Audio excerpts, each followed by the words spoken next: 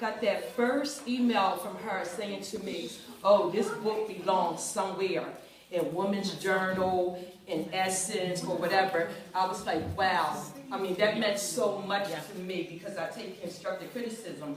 And when she told me that, I said, okay, I must go forth with this. And even then, I kind of put it on a back until the Lord kept on drilling in me about this book, just going through my sabbatical things that I was really dealing with. Another person I have to thank is my daughter, my God. She's the second editor of the book. And she is amazing, amazing. As you all know, she writes herself. And the Lord tells me there's a team thing going on between me and her. At one point, I couldn't figure it out. And all week long, I was looking for, because I need some help. I need an agent to work with me and do some things with me, because one of the things, I did receive a call from a magazine who would like to further my story.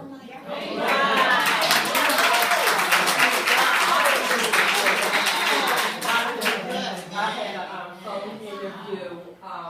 The story is very dear to me. And it's something that I wanted to share mainly with my daughter because it's our history and things that she should know. But I thank God for her. The college is very good. It works out very well that she has the education that she has because she was really able to help be a very good. I just couldn't have done it without her. I really could. She majors in music and journalism, and that journalism just really kicked in. She did some things on that computer, like quite a few times they kept throwing the book back at us, saying something's not right. And Brittany would go on there and I just watch her hands, and she would do something. And I didn't know what she was doing. I didn't know what she was doing. And then he would come back and would say, 0, 0. Nothing's wrong. And I was like, oh my God, I didn't even ask her what she was doing. I'm so blessed to have her. But the story, it is an old story. Years ago, my mother is a big part of that story. I get my strength, of course, from the Lord, but my mother, the strength that my mother had, raising 6 of us, plus a terminally ill child.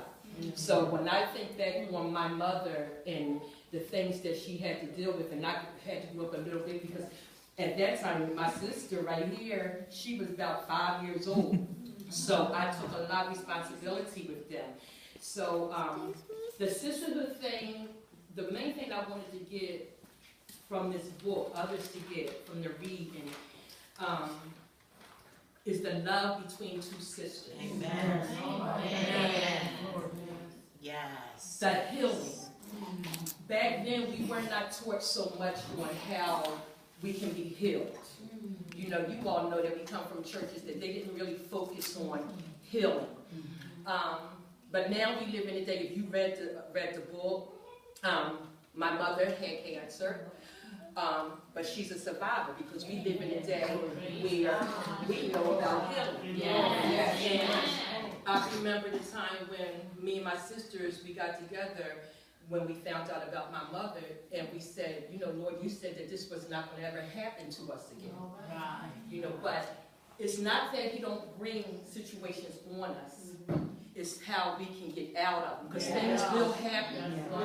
So he wanted us to see that, so we stood firm on that. Okay, we have this situation. Okay, now we want to pray this out, because the Lord said that this is not going to come against us again.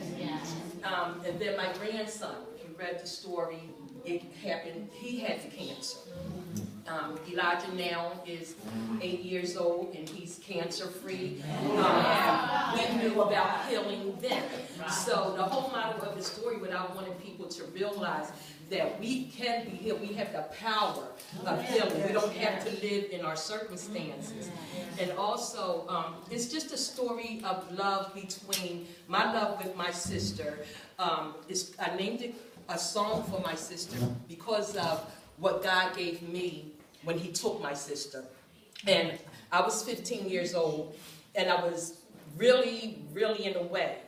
Because I didn't understand at 15 years old, and back then in our neighborhood and how we grew up, that didn't happen to a 16-year-old, you know, so I grew up not really understanding at all.